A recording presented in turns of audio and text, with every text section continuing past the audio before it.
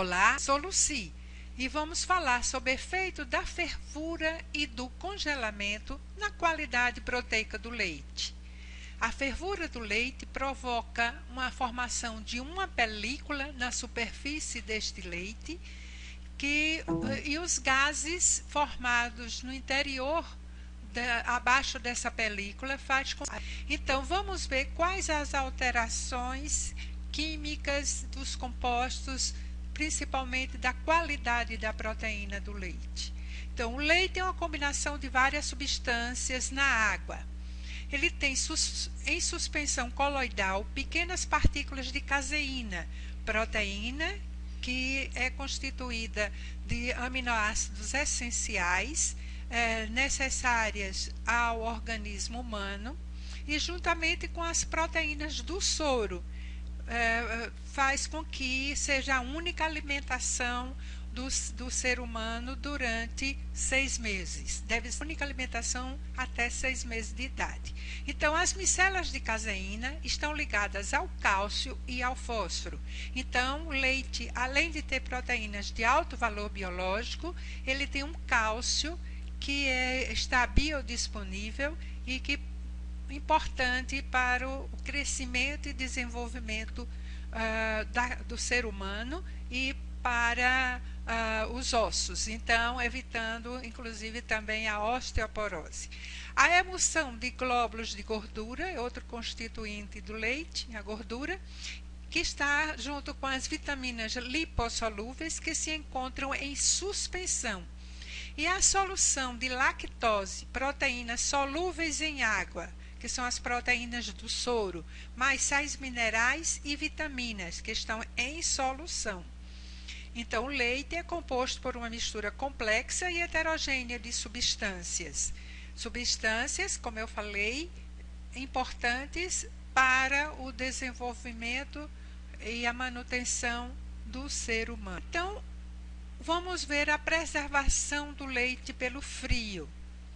A refrigeração é importante para evitar a proliferação de micro-organismos, mas o congelamento, o que é que vai acontecer com o leite?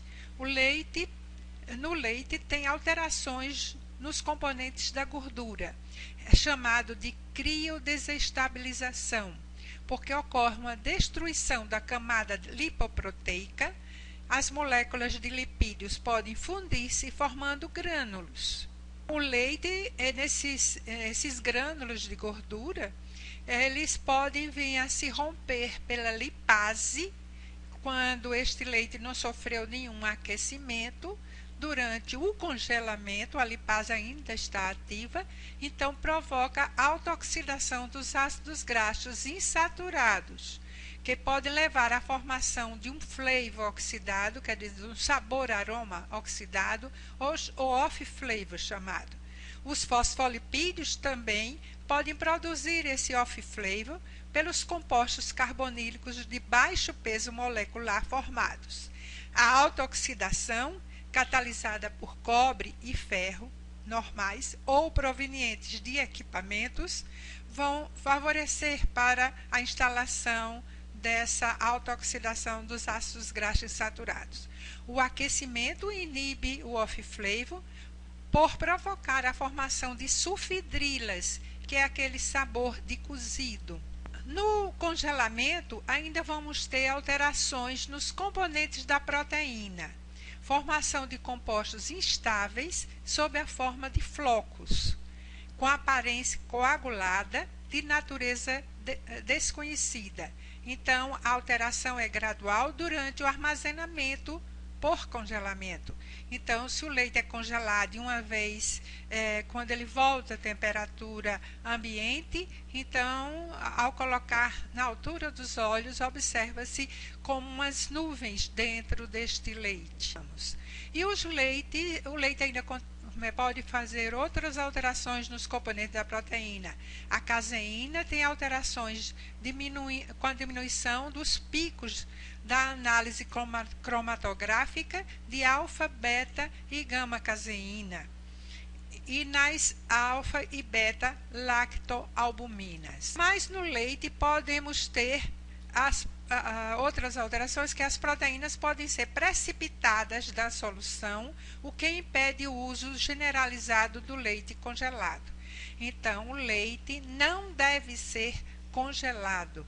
Sim, e com o tempo também ocorre alteração nos carboidratos. Então, ocorre cristalização da lactose, modificando o sabor do leite, tornando arenoso. Então, o leite pasteurizado não deve ser congelado. O leite cru, antes de um tratamento térmico, por exemplo, nas fazendas, ele também não deve ser congelado. Deve ser submetido imediatamente ao processamento de pasteurização para que o beneficiamento do leite, para que sejam destruídos micro-organismos patógenos. Então, no início, o leite tem muita lisina. Esse aminoácido, lisina, que é um aminoácido importante, ele está em grande quantidade em relação às proteínas do ovo. Tomando o ovo como padrão, proteína padrão, a lisina está em excesso no leite. Então, com o aquecimento a 150 graus, então o que vai ocorrer? Vai ocorrer uma perda desta lisina. E de início, o leite estaria levemente mais baixo em metionina, outro aminoácido também bastante importante, sulfurato, né? Então, mas com esse aquecimento vai ocorrer uma inversão de fator limitante. E então, o aquecimento do leite pode provocar alterações dos aminoácidos, perda do valor biológico porque ocorreram essas alterações tanto da lisina como da metionina, da cistina, dos aminoácidos. Então, ferve-se o leite. Mas, como eu falei, forma uma película. Aquela película é constituída de proteínas. E as proteínas que constituíram aquela película, elas não são mais aproveitadas no organismo. Também pode-se observar, depois de ferver o leite, que fica um resíduo preso na panela em que foi fervido o leite. Ali também é constituído de proteínas do soro. Então, com a fervura do leite, nós vamos ter perdas de lactoalbumina e lactoglobulina. Com o processamento do leite pela pasteurização, que seria o ideal deste leite, ou seja, a desnaturação.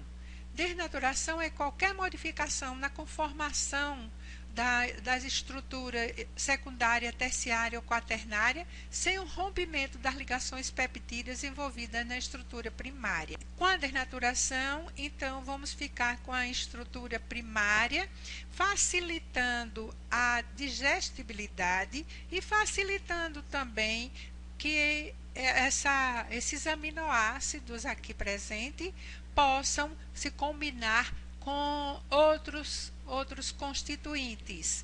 Lembramos que os aminoácidos, embora estejam ligados na ligação peptídica, muitos deles têm 2 grupamentos aminas que podem estar disponíveis para combinação com interação entre proteína-proteína, aminoácido-aminoácido ou interação aminoácido-carbonila. A formação de lisina-alanina, está aqui a lisina-alanina, porque a deidralanina também pode se combinar com outros aminoácidos. Então, isso é uma ligação entre aminoácidos que torna indisponível esses aminoácidos que estão envolvidos e também dificulta a digestibilidade. E outra reação é a formação de carboximetillisina, que já é uma AGE. Com o aquecimento do leite, uma destruição das proteínas do soro, a lactoglobulina, aqui, olha, um aquecimento até 30 minutos e até 100 graus. Então, a globulina, a lactoalbumina e a albumina sérica. Só a imunoglobulina a protease peptona é que fica mais ou menos intacta. Com o restante é destruído pelo calor. Quando chega assim próximo a 100 graus, 90 a 100 graus. E a caso da inversão do fator limitante que nós já falamos anteriormente. A vitamina C contida no leite, a lactose e os ácidos graxos oxidados fornecem a carbonila no soro do leite. E aí vai se ligar ao grupamento amina, formando a reação de Maillard, principalmente em fórmulas infantis. E daí pode surgir a formação da carboximetilizina. Isso tudo por causa da temperatura e da atividade de água.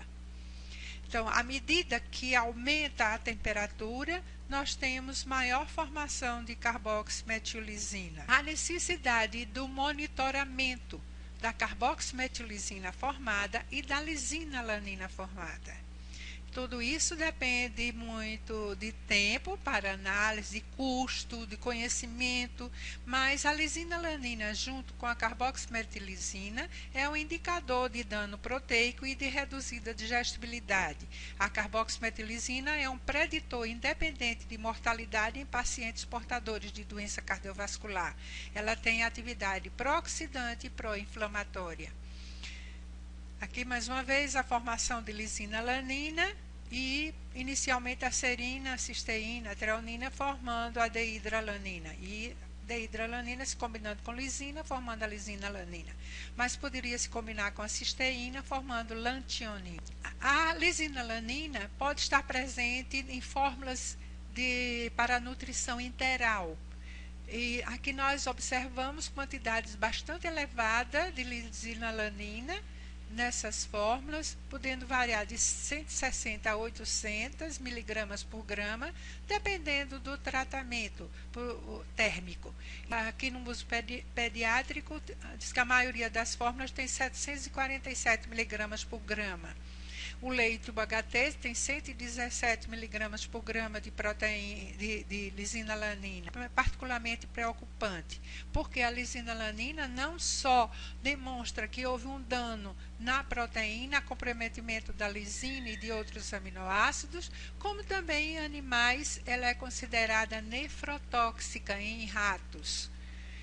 Outro dado importante é que também de outro autor, mostrando a furosina, que é um produto da reação de Maillard, a carboximetilizina, que é uma AG, e a lisinalanina, que é a ligação entre aminoácidos. Então, no leite líquido e nos leites de fórmula infantil hipoalergênica e de fórmulas infantis em pó.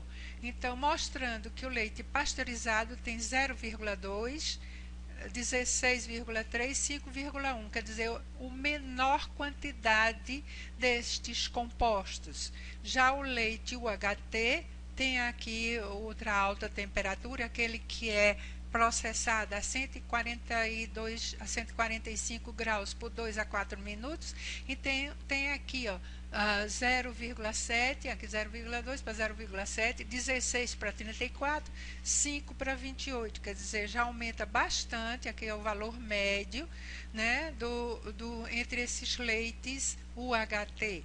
Já as fórmulas infantis líquidas ainda tem maior quantidade, tanto de furosina, que tem 1,9, 62,9 de carboximetilizina e 84 de lisinalanina. Nas fórmulas infantis hipoalergênicas, porque houve uma hidrólise anterior no processamento das proteínas para torná-la de maior digestibilidade, então aumentou a formação tanto de furosina, que está aqui 2,4, maior do que os anteriores, 212,4, também muito maior do que os anteriores, 63,3.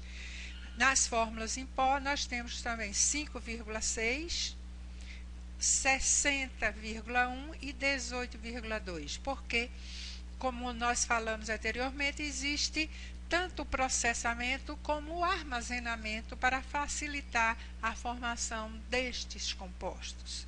Então, obrigada